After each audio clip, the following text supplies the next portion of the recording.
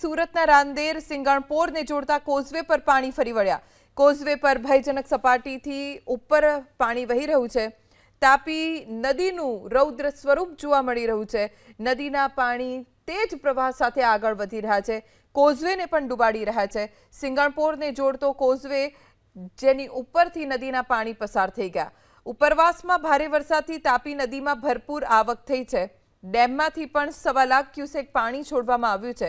અમારા સંવાદદાતા ધનરાજ બાગલે પાસેથી વધુ જાણકારી પ્રાપ્ત કરીશું। ધનરાજ, કોઝવે ઉપરથી પાણી ફરી વળ્યા છે, નદી પણ બે કાંઠે વહેતી જોવા મળી રહી છે। પ્રશાસન તરફથી લોકોને કોઈ સૂચના? બિલકુલ, તંત્ર તરફથી તાપી કિનારા આસપાસ રહેતા લોકોને હટી જવા સૂચના આપવામાં આવી છે, પરંતુ તાપી નદીનું રૌદ્ર સ્વરૂપ તમે જોઈ શકો છો। જે પ્રમાણે ઉપરવાસમાં ભારે વરસાદ વરસ્યો છે અને એ વરસાદના પાણીની આવક ઉકાઈ ડેમમાં થઈ છે અને ઉકાઈ ડેમમાંથી સતત 1,25,000 ક્યુસેક પાણી છે એ સતત છોડવામાં આવી રહ્યું છે। ત્યારે 2 દિવસ પહેલા જ આ કોઝવે છે એ વાહન ચાલકો માટે ખુલ્લો મૂકવામાં આવ્યો હતો।